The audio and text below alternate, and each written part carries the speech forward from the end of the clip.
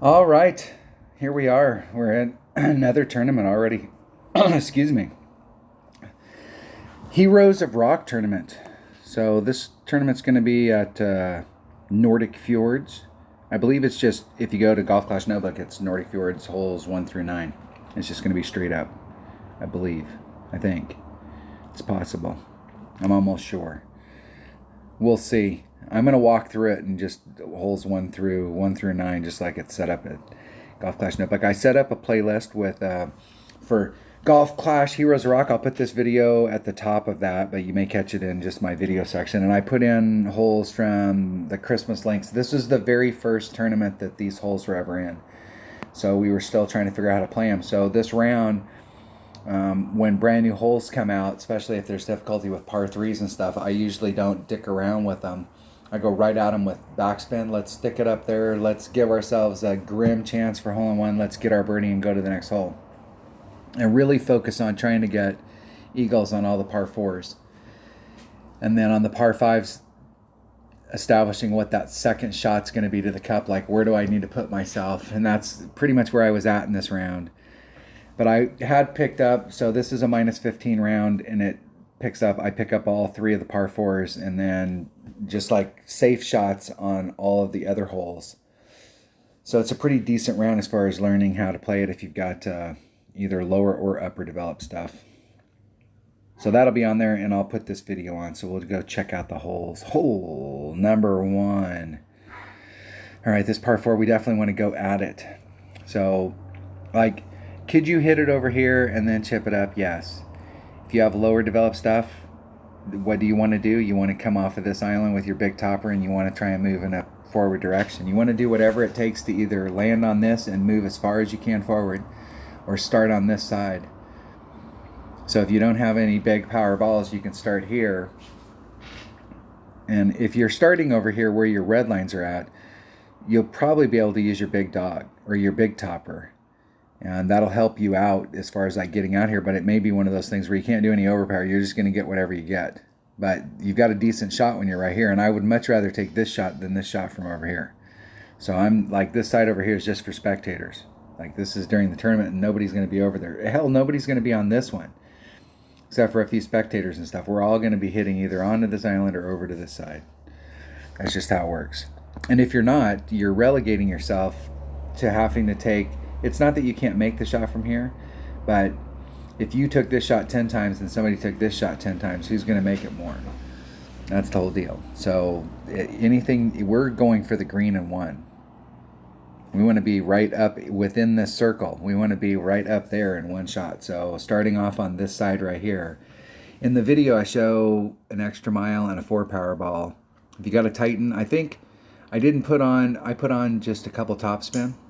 So you could probably take this with an APOC and it'll help you get more distance over here, because it seems like I didn't have a lot of distance over here with the 4 power ball.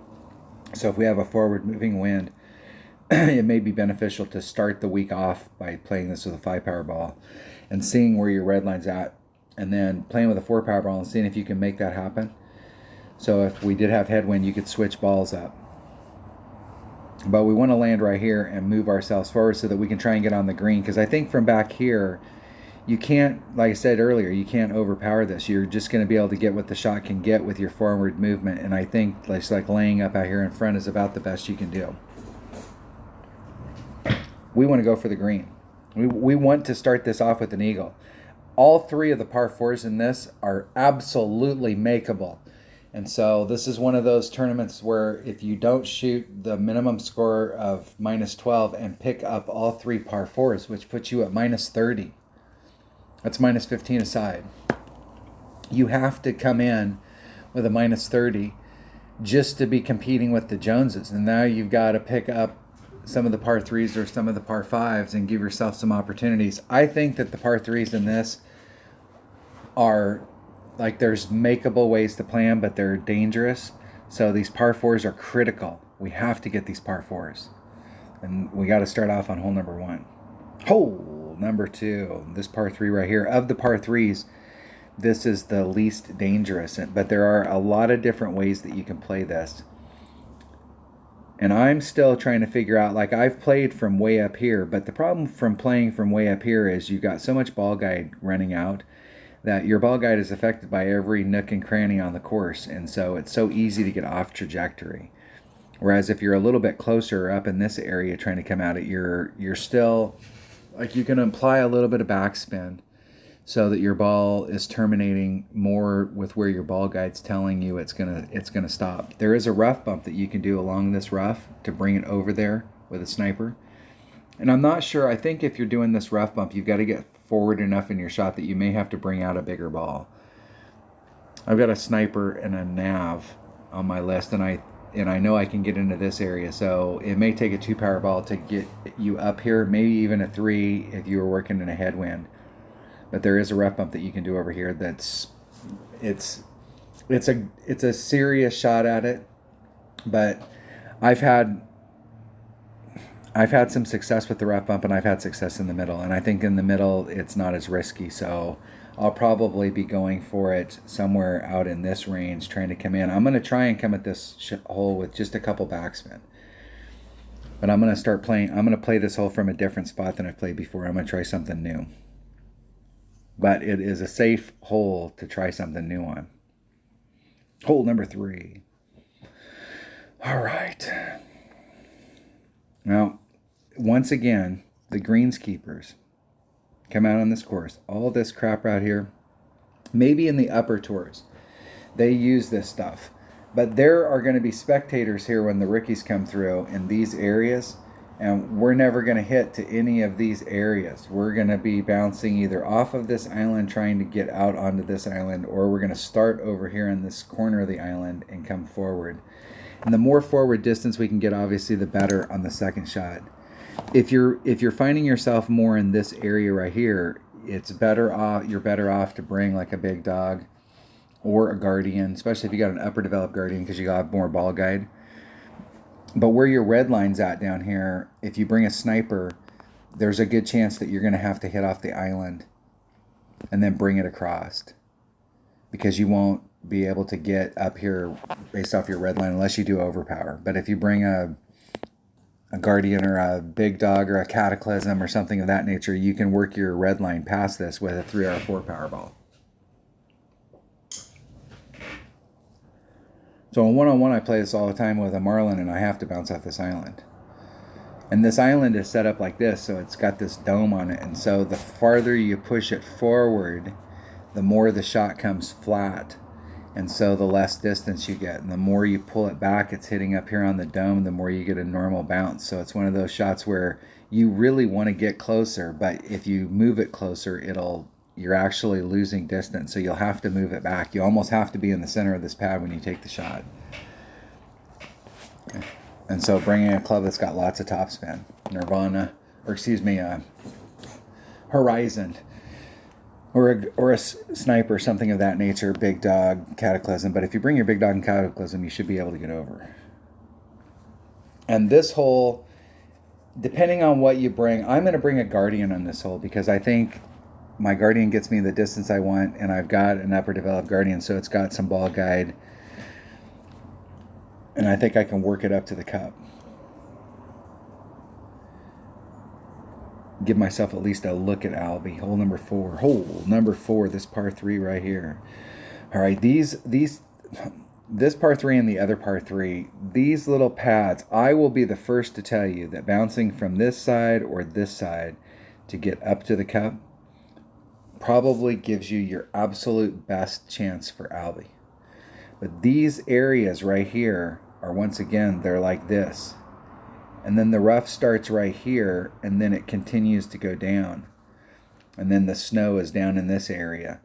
So when you talk about transitional surfaces, in order to get you from where you're out on the tee box in these areas, in order to get you around like this, you've got to flirt with this angled part of the course where you're still on the fairway, so that when it hits on this, it gives you a movement to the right. But you're so damn close to the rough right here that if you hit anything great to the right, or if you make a bad wind adjustment, you're instantly going to end up in that rough. Or you'll hit down here really low, and it'll take a really low trajectory, and then you'll clip the rough on the other side.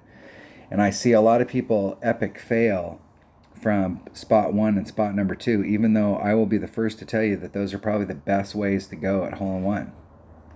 I'm going to start right here with a Guardian and maximum backspin, and however much right-hand side spin I can get on afterwards. And I'm looking for a spot out here when I do a max backspin, max side spin, max curl shot, where I can get it to come to the cup. And there is a spot that you can get where it'll bleed it right back to the cup, but it's getting it to whip around this fast enough that it'll go all the way back to the cup. And I'm usually, the flagpole's right here, and I just kind of dribble up and then stop right a foot in front of it.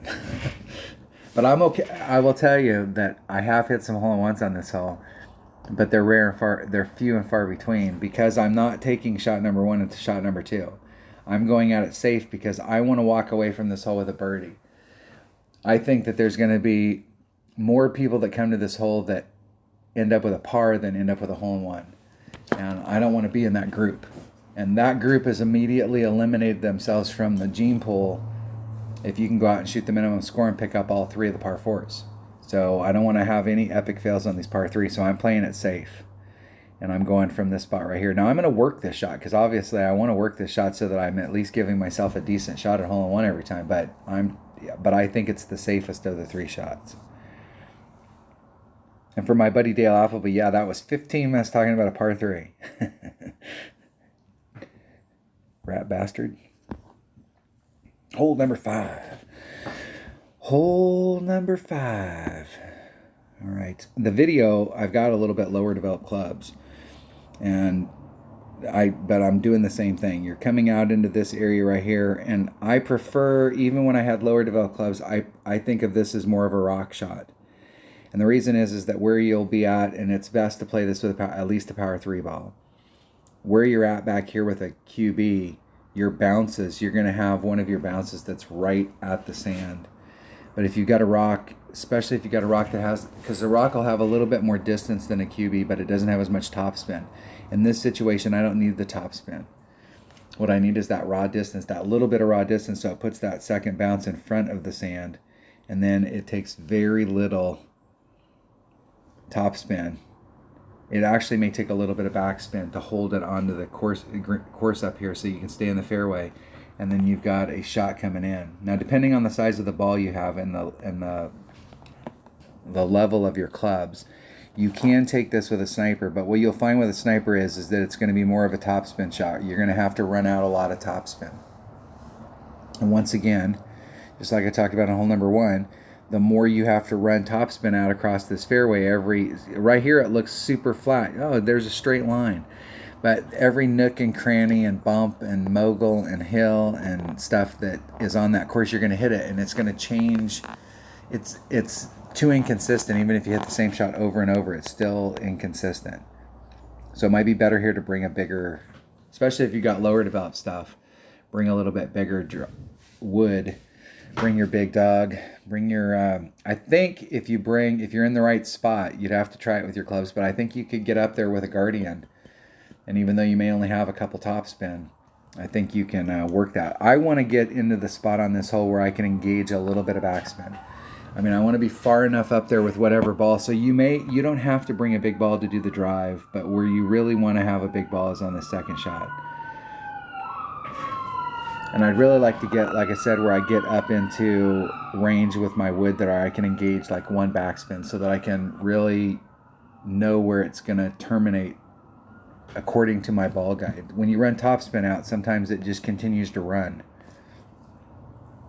All of this stuff is for spectators, or maybe possibly from the upper tees. Okay, but we're in Ricky, you're going this direction. Or you're making it super hard on yourself. Hole number 6. This par 4 right here. Okay. This fairway bunker, there is a rock here in the center, and you can bounce off of it. But obviously we don't want that to happen. So hole number 6, we're going to bring a power 5 ball, and we're trying to get a window on this side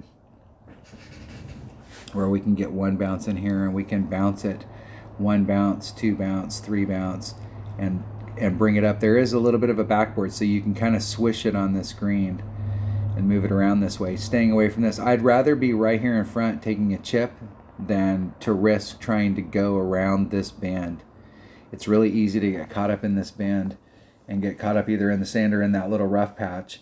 And I would rather take the shot from over here on the fringe or right off the green. You can get right up to the cup if you can follow that backboard around. But this hole is definitely eagleable, and it's definitely you can get on in one. So you have to go for that shot. I mean, even if you're coming out here with a power 3 ball, and that's the deal. If you don't have any power 3 balls, I suppose you may have to go over here, or you may have to bounce from here and try and bounce over with a big chopper to try and get out into this area so you've got this shot. But this is one of those holes that you save your power 3 balls on, because you want to do whatever it takes to get into this spot to try and get on a one, because you know there's going to be too many people in your bracket with power 4 or power 5 balls that are going to pull them out, and you're automatically a hole behind no matter how good of a player you are, just because of a ball. That's how it works. Hey, Playdemic's the ball manufacturer. When they really started doing the ball stuff is when they came out with this course, and this course 8 power 4 and power 5 balls. Because there's a lot of holes in this course that power 4 and power 5 ball change your world. Hole number 7. Once again, I'm coming at this with backspin. I will be the first to admit that there are other shots here. There's at least a shot from here. There's a shot from here. There may be a rough bump. That rough is pretty thin, but depending on which way the wind, especially if the wind was blowing this way or this way and you really knew your wind adjustment, it'd be pretty safe to do the rough bump. But I'm coming over into this area right here with a Grim Reaper. You can use a Saturn, and I'm trying to do a backspin, side spin, curl shot and bring it up to the cup, and you can get it super close. I don't know if I've shot hole-in-ones on this hole. It's very, very few, but this hole is hole-in-oneable. I think I hit a hole-in-one on this doing a dunk one day.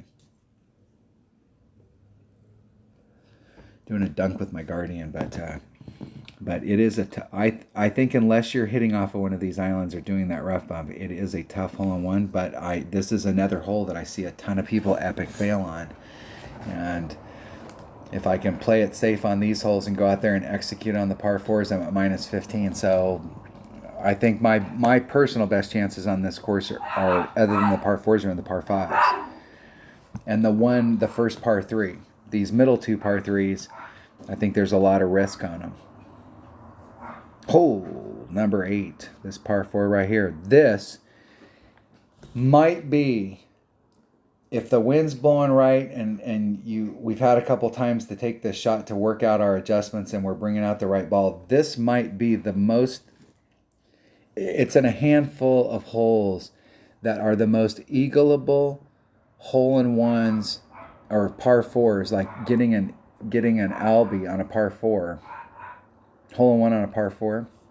This might be one of the easiest holes. I can think of a couple others, but this one might be the easiest. And so we have a serious chance here of coming out into this area right here and getting bounce number 1, bounce number 2, and then running up to the cup and getting a hole-in-one. So we want to bring out, we're going to have to, because once again, this is a hole that if we do not get an eagle on it, we just drop the shot, because our opponents are going to get eagles on this hole. And there's going to be some people that get hole-in-ones on it, and we want to try and be in that group. I've got it listed as an APOC or an extra mile, but I would prefer in this situation to bring my extra mile because it has better ball guide.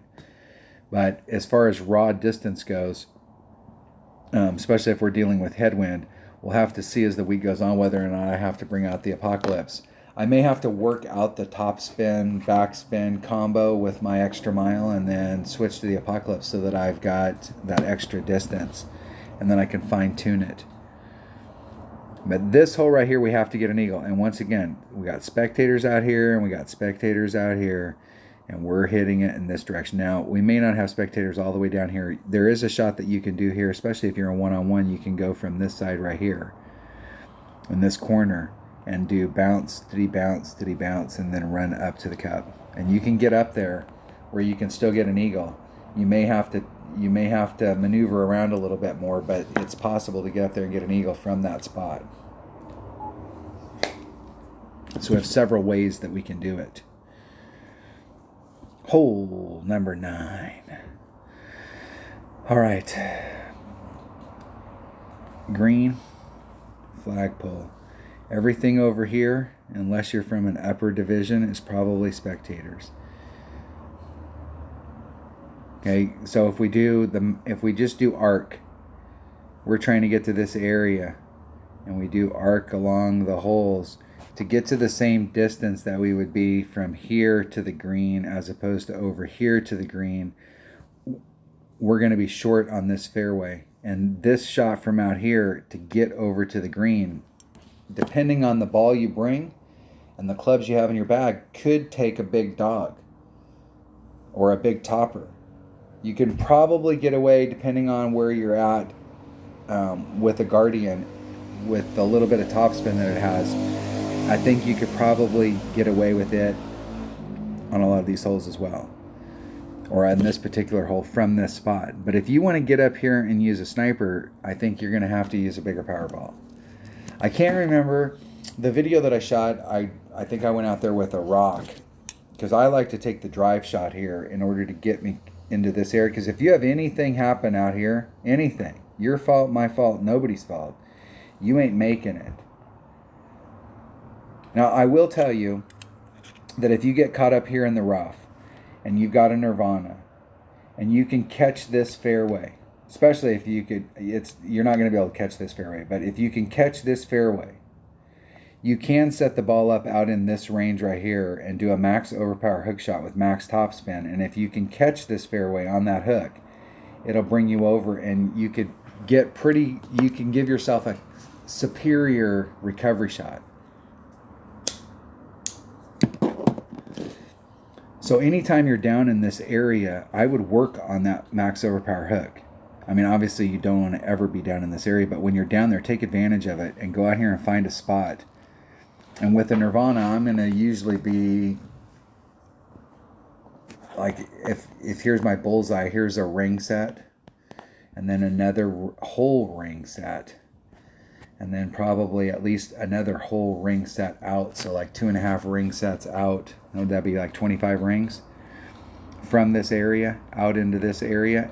Adjust for the wind and see where you land here, and it'll instantly tell you whether you need to move it farther out or you need to move it farther in, depending on your landing zone.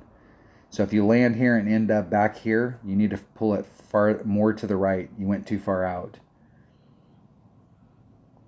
No, excuse me. Yeah. If you end up out here, you need to pull it out because you went too far in. I think that we can get Albie on this hole. I think this is an Albieable par 5, but I think all 3 of the par 5s in this are pretty tough as far as, like, consistent Albie. There is a spot that you can get in down here too. The first time I played this, there is a spot, you can see that there's a depression down here, and there's a little bit of movement on the course. And when you come bouncing in here, if you catch where you've got a depression in the course and you catch that like this, instead of bouncing, it'll slide. And once it starts to slide, it'll just follow the contour of the course. And we've all seen it happen. And there is a spot out here that you can catch that'll slide your ass all the way across into the rough on the backside. So if you find yourself in that spot, you can put on a little bit more backspin so that bounce isn't there, or you can move it over a little bit, trying to stay away from that spot. I like this course. I think just thinking back and not having gone back and looked at any of the notes, just watching the videos that I put in the playlist, this is a course that takes, if you really want to be competitive on it, you're going to go through, you figure there's 4 par 4s that we have serious eagles on, and at the minimum you're looking at a par 4 ball and or a par 5, depending on which way the wind's going. So there's 3 holes. It's 3, 6, 9, 12, 15 par 4, par 5 balls that we need right there. So 1/3 of our 45 shots that we're going to take in this tournament are going to be with power 4 or power 5 balls. And some of the other holes that are here, I think if you want to put yourself in the right spot, especially on some of these par 5s, depending on the clubs you have in your bag, the only way you may be able to get to the point where you can use that sniper that you want to use is you'll have to bring out a power 4 ball and or a power 5 ball in order to get you to the right spot. So expect this week, it's almost like the Redwood Cup, that Sequoia Creek. It's just one of those courses that when we're playing it in the tournament, to be competitive, you're going to have to roll through some bigger power balls this week.